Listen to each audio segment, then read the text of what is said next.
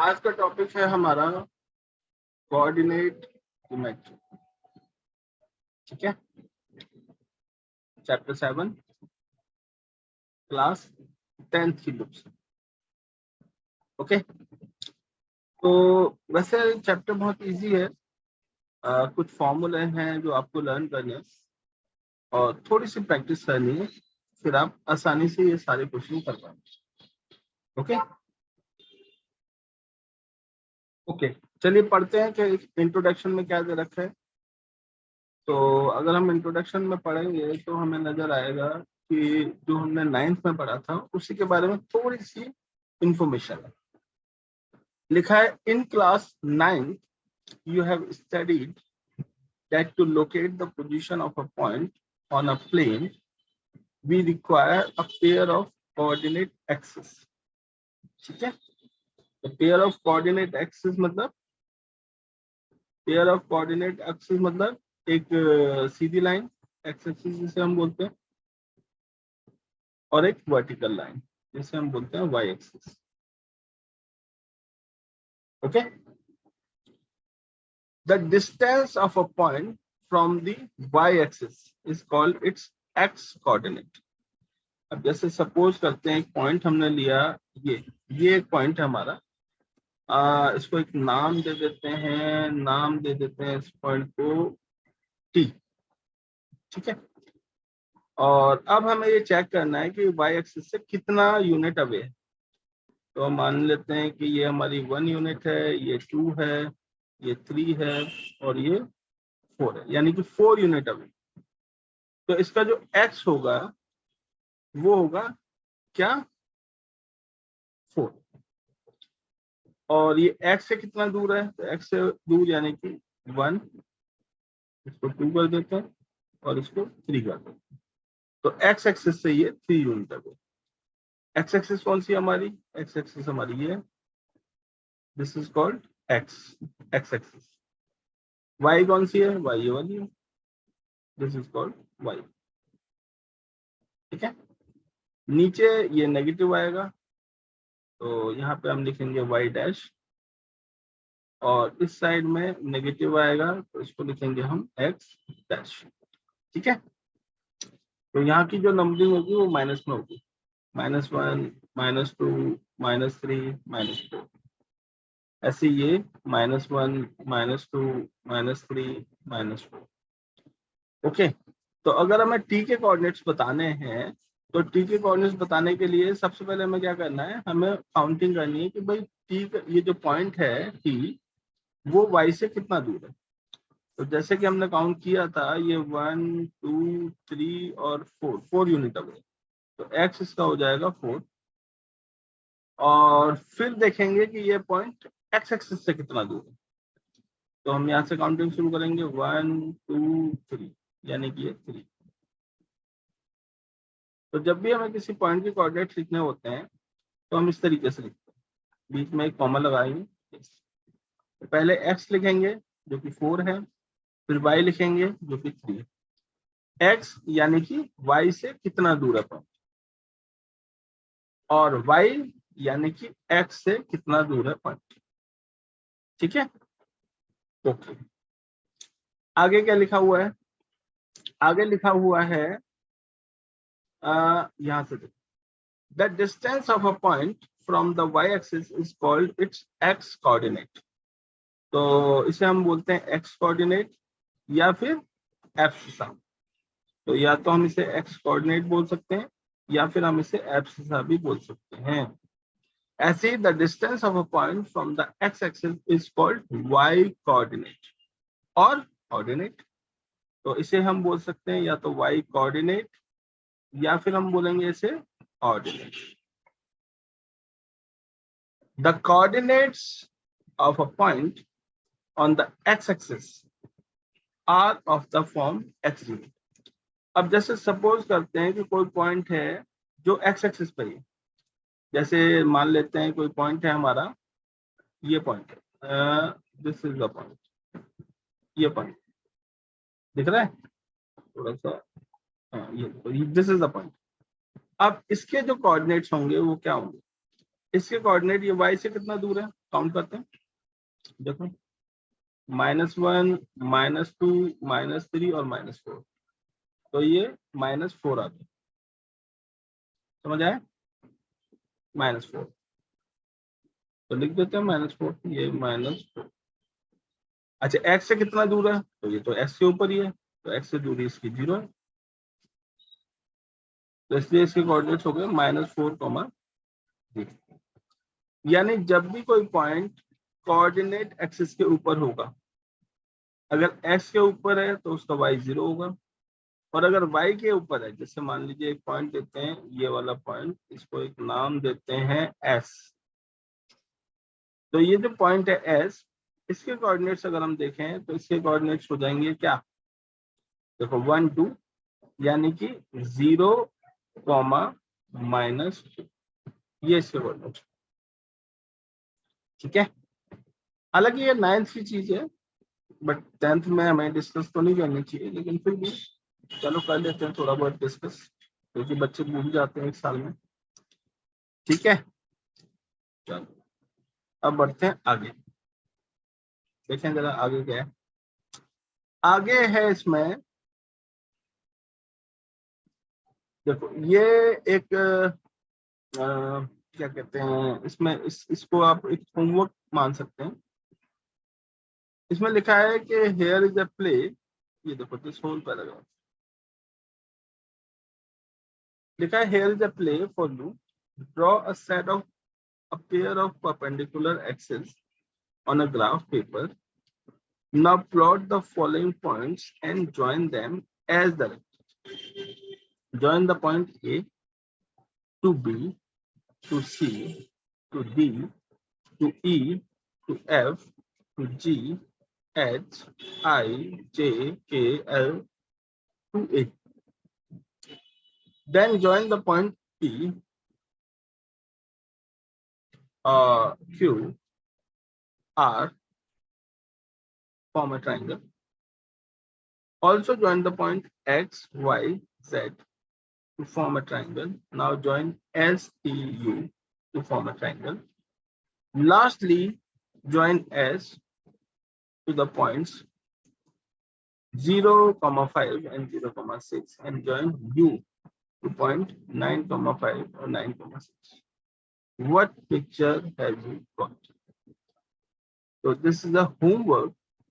आप करो इसे और इसकी फोटो खींच लीजिए, सेंड करो मुझे, ठीक है। ओके चलो आगे बढ़ते हैं, आगे देखते हैं आगे क्या है। तो अगर हम आगे देखें तो इसमें आगे कुछ खास चीजें ऐसी नहीं है जो हमें डिस्कस करनी चाहिए। अब हम सीधे डिस्टेंस फॉर्मूले पे आते हैं, ठीक है। डिस्टेंस फॉर्मूला, तो डिस्टेंस फॉर्मूला एक बहुत ही सिंपल सा फॉर्मूला है, उसके डेरिवेशन की जरूरत नहीं है कि भाई हाउ टू ड्राइव, तो फॉर्मूला बना कैसे, तो इसलिए हम उसके डेरिवेशन में ये पूरी थ्योरी नहीं पढ़ेंगे, हम डायरेक्ट डिस्टेंस फॉर्मूले पे आएंगे और वो distance formula as it is हमें लर्न करें। तो डिस्टेंस फॉर्मूला क्या है हमारा, देखिए ये सारी की सारी थ्योरी है, इसको हम स्किप कर रहे हैं, इसमें कुछ भी ऐसी काम की चीज नहीं है। यस ये देखो ये है डिस्टेंस फॉर्मूला, तो हमें distance formula as it is learn करना पड़ेगा। क्या है ये डिस्टेंस फॉर्मूला, देखो मैं आपको एक बार समझा देता हूँ। जैसे मान लेते हैं कि एक पॉइंट है हमारे पास ए और इसके कोऑर्डिनेट्स हैं हमारे पास x1, y1, और दूसरा पॉइंट है हमारे पास बी और इसके कोऑर्डिनेट्स हमारे पास x2, y, ठीक है। तो जो ए बी है, ए बी यानी कि लेंथ ए और बी के बीच की दूरी ए बी, अगर हमें ए बी फाइंड करनी है तो ए बी फाइंड करने के लिए हम डिस्टेंस फॉर्मूला यूज कर सकते हैं। कैसे यूज होगा, सिंपल है, आपने करना है x2 - x1 का whole square plus y2 minus y1 का होल स्क्वायर। बस अब आपके पास स्क्वायर रूट में आंसर आ जाए। ठीक है, अब अगर आपको स्क्वायर रूट सॉल्व करना आता है तो आप इसे फाइनल आंसर दे सकते हैं। अगर आपको स्क्वायर रूट सॉल्व करना नहीं आता, आप अपना स्क्वायर रूट में छोड़ सकते हैं आंसर। ठीक है, ओके, लेकिन अगर स्क्वायर रूट में छोड़ोगे तो मार्क्स कट होंगे, तो इसलिए हमें करना तो पूरा ही होगा। ओके, चलिए अब पहले थोड़ा सा स्क्वायर रूट की सीख लेते हैं कि भाई स्क्वायर रूट कैसे सॉल्व करते हैं। तो स्क्वायर रूट सॉल्व करने के लिए आपको प्राइम फैक्टर करने आने चाहिए। प्राइम फैक्टर्स जैसे मान लीजिए कोई नंबर आपके पास है, सपोज करते हैं एक नंबर है आपके पास, क्या कहते हैं 81। अब इसके प्राइम फैक्टर्स करने, प्राइम फैक्टर्स करने का मतलब ये है कि आपको इसे प्राइम नंबर से डिवाइड करना है। तो सबसे छोटा प्राइम नंबर है 2, बट 2 से ये नंबर डिवाइड नहीं हो सकता। ठीक है, नेक्स्ट नेक्स्ट नंबर है 3, 3 से हो जाएगा। 3 2 जा 6, 2 बचा, और 3 7 जा 20, यानी कि 27 टाइम्स। फिर वापस से इसे हम 3 से डिवाइड कर सकते हैं 9 टाइम्स। फिर वापस से इसे हम 3 से डिवाइड कर सकते हैं 3 टाइम्स, और फिर वापस से इसे हम डिवाइड कर सकते हैं 1। तो इस तरीके से 81 को हम 3 इंटू 3 इंटू 3 इंटू 3। अब मान लीजिए अगर हमें स्क्वायर रूट निकालना है 81 का, 81 का स्क्वायर रूट निकालना, तो हम क्या करेंगे, 81 को लिखेंगे 3 multiply by 3 multiply by 3 multiply by 3। क्या आया, एक पेयर 3 का बना, एक पेयर और 3 का बना, यानी 2 पेयर 3 के बने। तो जितने भी पेयर बनेंगे, अब जैसे ये पेयर बना है तो 3 का पेयर है तो हम 3 लिख सकते हैं, एक और 3 का पेयर है तो हम एक और 3 लिख सकते हैं, बीच में मल्टीप्लाई के साइन के साथ। तो जो जो पेयर बनेगा वो रूट से बाहर आएगा, यानी कि अब हमारे पास रूट में कुछ नहीं बचा। हमारे जो दोनों पेयर हैं उन दोनों पेयर से हमने 3 3 ले लिया, तो हमारा आंसर आ गया 3 3 जा 9। तो इस तरीके से हम स्क्वायर रूट सॉल्व करें। तो जो भी आपका नंबर आता है स्क्वायर रूट के अंदर, पहले उसको प्राइम फैक्टर्स करने हैं आपने, और प्राइम फैक्टर्स करने के बाद पेयरिंग करनी है। जो जो पेयर बनेंगे वो बाहर आ जाएंगे, और अगर कोई पेयर नहीं बनता है तो वो अंदर ही रहेगा। ठीक है, जैसे फॉर एग्जाम्पल, ओके ऐसा करते हैं, एक और नंबर ले लेते हैं। जैसे मान लीजिए आपके स्क्वायर रूट में आता है 20। अब जब 20 के प्राइम फैक्टर्स करेंगे आप तो क्या होगा, 2 1 जा 2 0, फिर 2 से करेंगे तो 2 5 जा 10, फिर 5 से करेंगे तो 5 1 जा 5, राइट। तो अब इस केस में जो स्क्वायर रूट है हमारा वो हो जाएगा 2 2 जा 4 5 जा 20, यानी सिर्फ एक ही पेयर है जो 2 का बनता है, तो ये 2 आ जाएगा, बाकी स्क्वायर रूट 5। तो आंसर क्या है, 2 स्क्वायर रूट 5, क्योंकि 5 जो है वो अनपेयर्ड है तो वो रूट के अंदर ही रहेगा, और जो पेयर्ड है वो रूट से बाहर आता है। तो आंसर हो गया हमारा 2 स्क्वायर रूट 5। तो इस तरीके से हम स्क्वायर रूट सॉल्व कर सकते हैं। ठीक है, चलो अब सीधे एक्सरसाइज करते हैं, क्वेश्चन देखते हैं।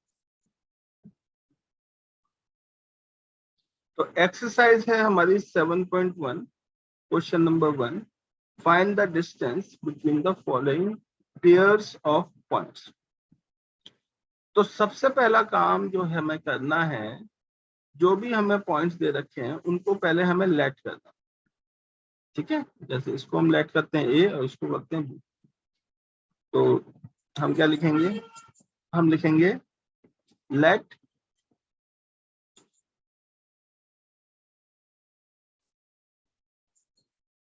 ये देखिए क्या हम लिख सकते हैं, लेट ए, कैपिटल में लिखते हैं ए ब्रैकेट 2,3 ब्रैकेट क्लोज, ठीक है, and B bracket 4, 1 bracket close, ठीक है, सिंपल है, तो हम लेट कर सकते हैं। तो ये पहला स्टेप, सबसे पहले हमें क्या करना है, लेट कर, तो लेट ए 2,3 एंड बी 4,1, यानी कि 2 पॉइंट आ गया। अब हमें फाइंड करना है डिस्टेंस, तो अगर ए और बी के बीच की जो डिस्टेंस फाइंड करनी है तो वो हो जाएगी ए बी। तो अब आप डायरेक्ट लिख सकते हैं कि ए बी, देखिए ए बी इक्वल टू, पहले एक स्क्वायर रूट बनाना पड़ेगा, ये देखिए। अब हमारा क्वेश्चन वो फॉर्मूला है x2 माइनस x1, तो ये x2 होगा, ये x1 होगा, ठीक है। जो कोऑर्डिनेट एक्सिस है, ये जो कोऑर्डिनेट्स हैं, इनमें पहला वाला x होता है और दूसरा वाला y, ठीक है। अब क्योंकि दो कोऑर्डिनेट्स हमारे, तो इसलिए हमने इसको x2 बोला है और इसको x1। इसी तरीके से दूसरा वाला ये y2 होगा और ये y1, ओके। तो हमारा जो फॉर्मूला है वो है x2 माइनस x1, तो यहाँ हम लिखेंगे 4 जो कि x2 है, माइनस x1 जो कि 2 है, और उसके ऊपर स्क्वायर, फिर प्लस का साइन लगा हुआ है फॉर्मूले में हमारे, फिर है y2 माइनस y1 का स्क्वायर, तो y2 है यहाँ 1 और माइनस y1 है यहाँ 3, इसका स्क्वायर। तो ये आ गया हमारे पास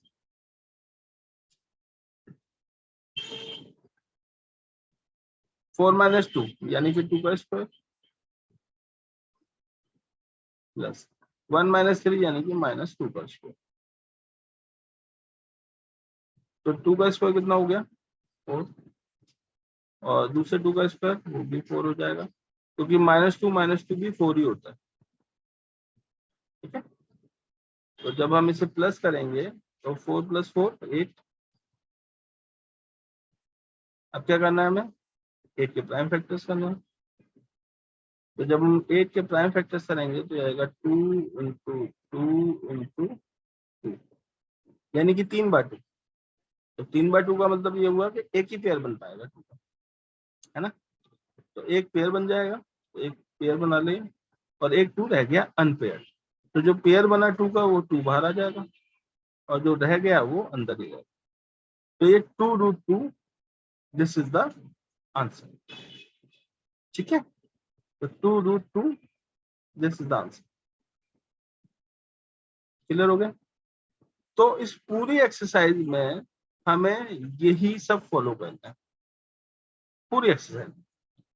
तो सबसे पहला, हाँ, फर्स्ट स्टेप क्या है हमारा, तो फर्स्ट स्टेप है वो है कि जो भी पॉइंट्स हमें दे रखे हैं पहले हमें उनको लेट करना है।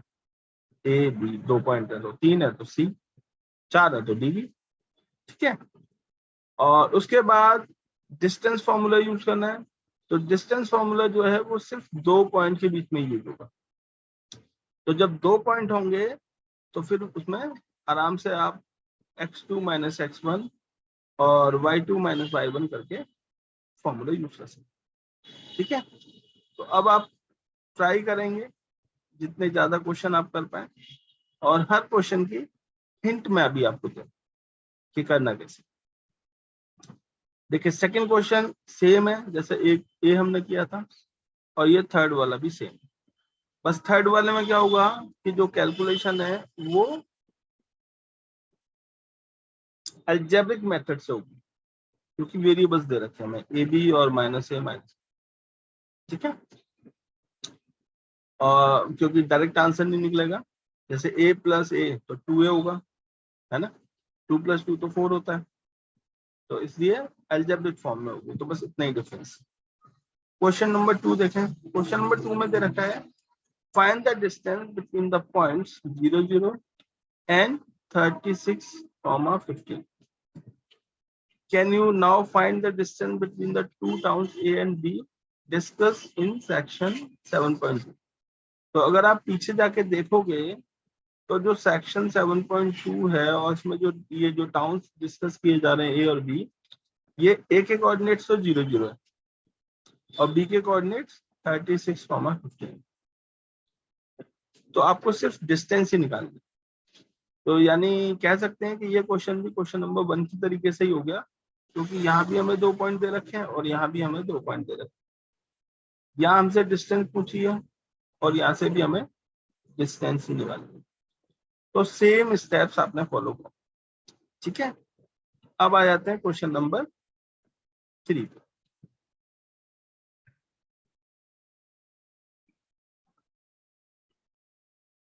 अब क्वेश्चन 3 में क्या है कि determine if the points 3 points given.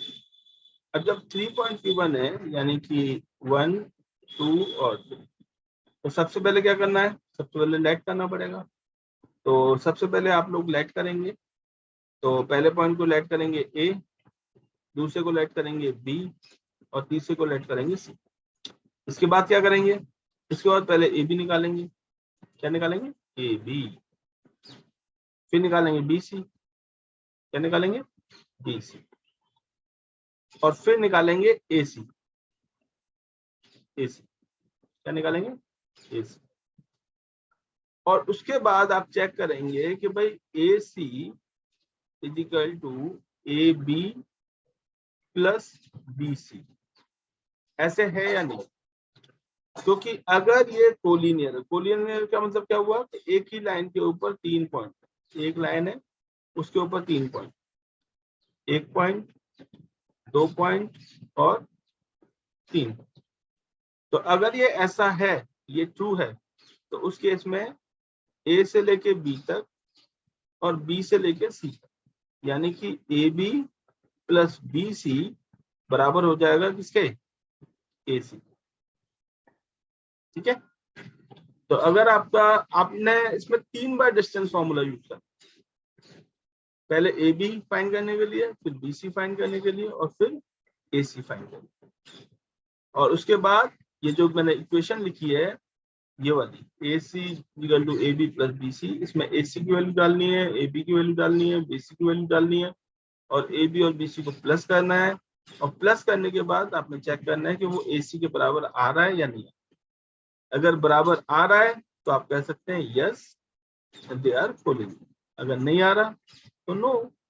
ठीक है, चलो आप कोशिश करना, हो जाएगा। नहीं होगा तो हम ऑफलाइन मिलेंगे तो मैं बताऊंगा। ओके, नेक्स्ट आ जाते हैं क्वेश्चन नंबर 4। देखा है, check whether 5, -2, 6, 4 and 7, -2 are the vertices of an isosceles triangle। ठीक है, ओके। तो सबसे पहले क्या करेंगे, वही लेट करेंगे। तो सबसे पहले लेट करते हैं, तो पहले पॉइंट को हम लेट करेंगे ए, दूसरे को करेंगे बी और तीसरे को करेंगे सी। और इसमें भी आपको 3 बार डिस्टेंस फॉर्मूला लगाना है, पहले ए बी फाइंड करने के लिए, फिर बी सी फाइंड करने के लिए और फिर ए सी फाइंड। तो ये जो आइसोसेलेस ट्रायंगल है, जैसे कि आपको पता ही होगा कि आइसोसेलेस ट्रायंगल वो होता है जिसमें 2 साइड्स इक्वल होती है। अगर 2 साइड्स इक्वल है किसी ट्रायंगल की, तब हम उसे आइसोसेलेस ट्रायंगल बोलेंगे। ठीक है। तो अगर आपका ए बी, बी सी या ए सी में से कोई 2 बराबर आता है तो फिर आप कहेंगे कि yes these are the vertices of an isosceles triangle. और अगर कोई भी 2 बराबर नहीं आते तब आप बोलेंगे no these are not the vertices of an isosceles triangle. ठीक है। तो आप कोशिश करेंगे और जैसे भी आपसे होता है, जितना आता है उतना मुझे जरूर चेक कराएंगे जब हम ऑफलाइन मिलेंगे। ओके, ठीक है। चलो नेक्स्ट क्वेश्चन देखते हैं। नेक्स्ट क्वेश्चन क्या कहता है। नेक्स्ट क्वेश्चन है क्वेश्चन नंबर 5। देखिए, एक एक्टिविटी टाइप की दे रखी है। लिखा है in a classroom 4 friends are seated at points A B C. ठीक है, हमें नजर आ रहा है ये ए है, ये बी है, ये सी है और ये डी।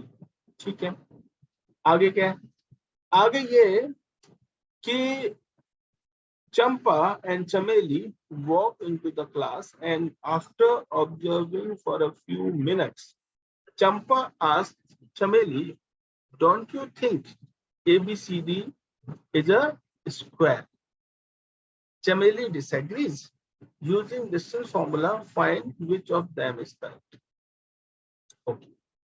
तो अगर ये स्क्वायर है, मान लेते हैं कि अगर ये स्क्वायर है, तो स्क्वायर में क्या होता है? स्क्वायर में होता है कि AD बराबर होगा AC के, और BC और AB ये भी बराबर, यानी चारों साइड बराबर, पहली बात। और दूसरी बात, इनके जो डायगोनल्स हैं यानी कि BD और AC ये भी बराबर है। ठीक है, तो काम तो आसान है लेकिन थोड़ा सा लेंथी है। क्यों? क्योंकि आपको 6 टाइम्स डिस्टेंस फॉर्मूला यूज करना, 6 बार।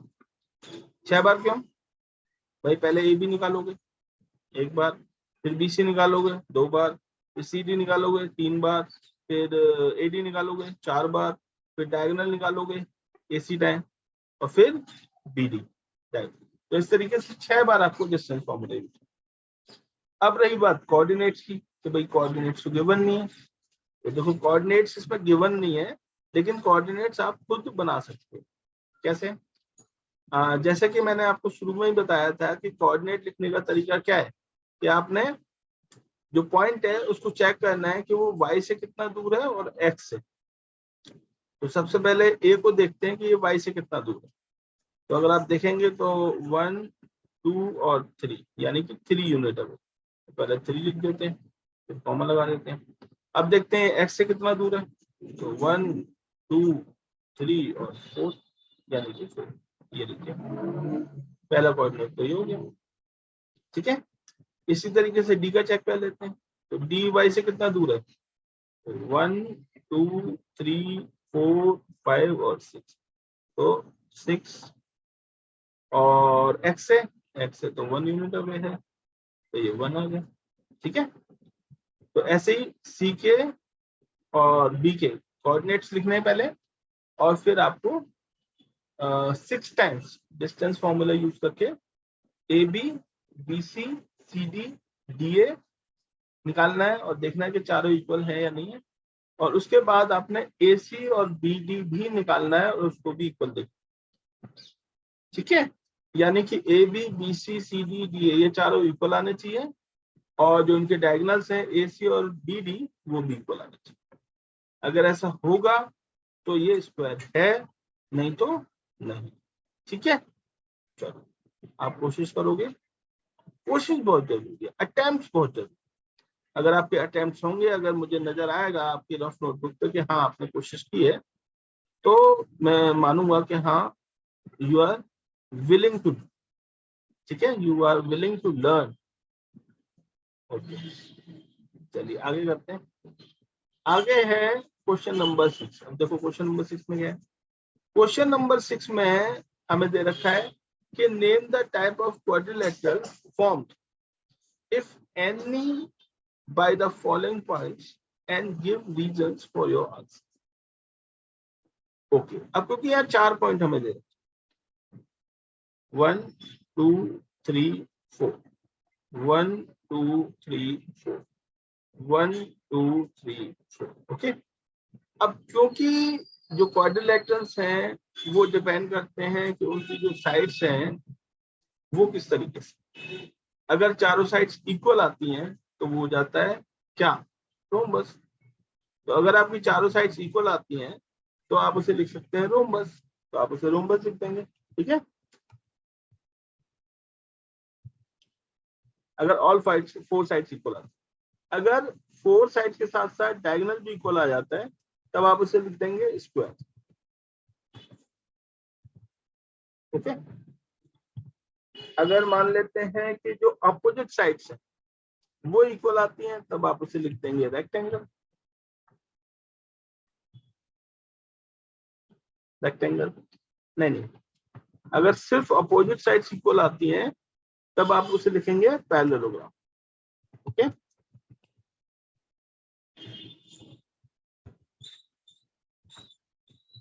पैरेललोग्राम।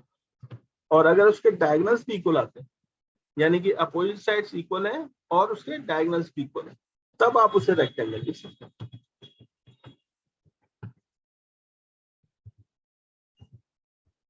ठीक है, तो बहुत ही सिंपल काम है, बस बैठ के करने की बात है। ओके, चलो नेक्स्ट क्वेश्चन देखते हैं। नेक्स्ट क्वेश्चन है क्वेश्चन नंबर 7। अब देखिए क्वेश्चन नंबर 7 क्या कहते हैं। क्वेश्चन नंबर 7 कहता है कि find the point on the x axis which is equidistant from 2, -5 and -2, 9। ठीक है,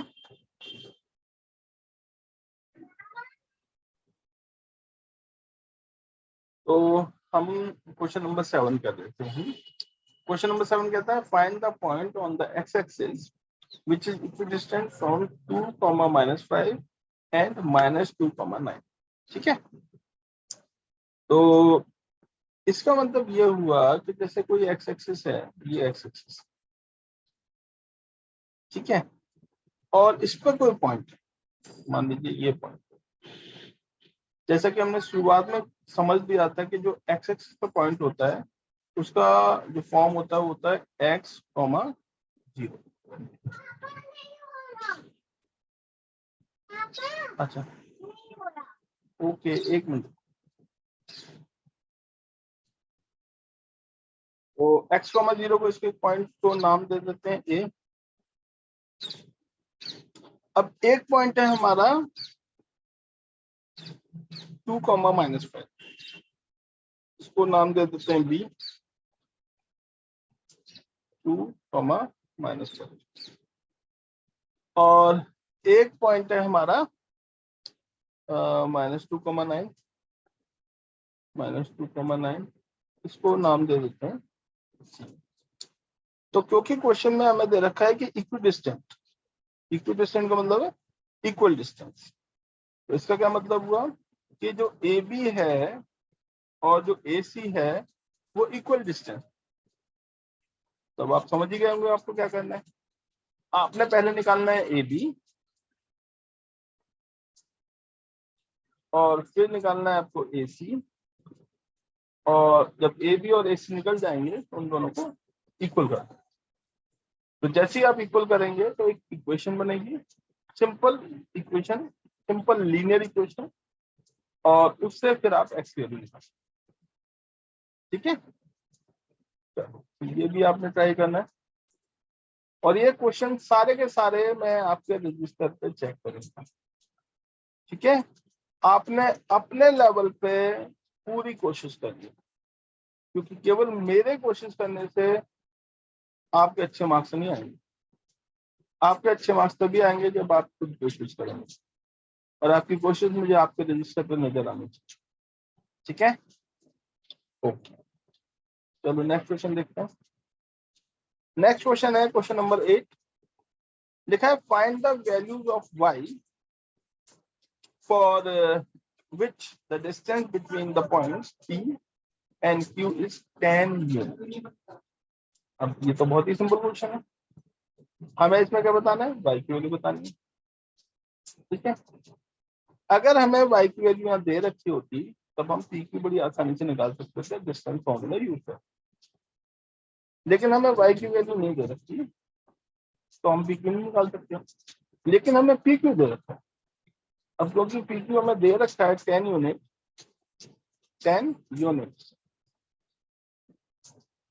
तो हमें क्या करना है, हमें डिस्टेंस फॉर्मूला यूज करना है।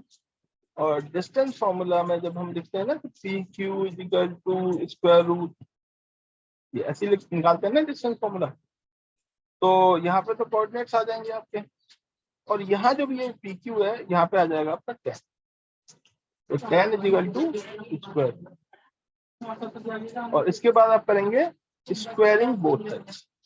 क्या लिखेंगे, स्क्वायरिंग बोथ साइड्स, तो लिखेंगे आप स्क्वायरिंग बोथ साइड्स। तो स्क्वायरिंग बोथ साइड्स करने का मतलब ये है कि आपने इधर भी स्क्वायर लगा दिया और इधर भी स्क्वायर लगा दिया। तो जब हम रूट के ऊपर स्क्वायर लगाते हैं तो आपका रूट हट जाएगा और 10 का स्क्वायर हो जाएगा 100। तो अब आपका बड़ी सिंपल क्वेश्चन बन जाएगा 100 और 100 इक्वल टू जो भी यहाँ रूट के अंदर था वो आपका यहाँ पे आएगा। तो फिर वापस से इक्वेशन बन गई, इसको सॉल्व कर देना। ठीक है, आगे देखते हैं। नेक्स्ट क्वेश्चन है हमारा क्वेश्चन नंबर 9। और क्वेश्चन नंबर 9 में क्या है? क्वेश्चन नंबर 9 में है कि इफ पॉइंट Q जिसके कोऑर्डिनेट 0 1 है is equidistant from P and R, find the value of x, also find the distance QR and Q। ठीक है, सिंपल क्वेश्चन है, जैसे हम कर देते हैं। देखिए Q इज इक्विडिस्टेंट, तो Q इज इक्विडिस्टेंट का मतलब ये है कि आपको क्या करना है, आपको करना है QP is equal to QR।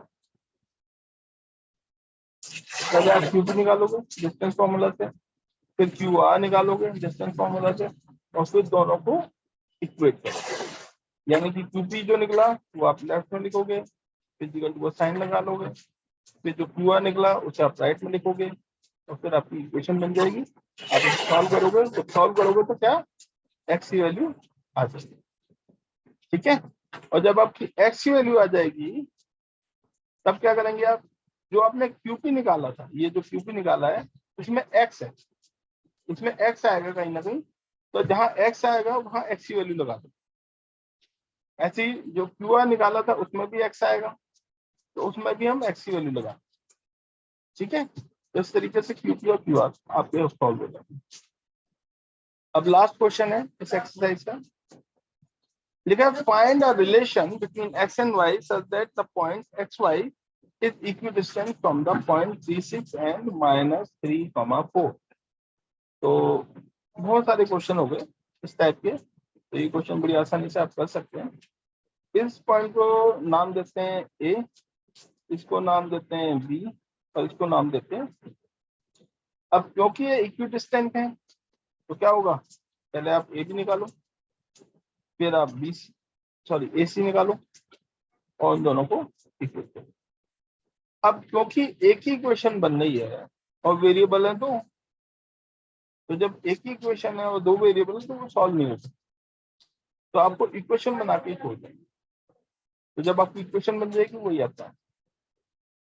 ठीक है, चलो अब मेरा काम खत्म हो गया, मेरी मेहनत खत्म हो गई, अब आपका काम शुरू होता है।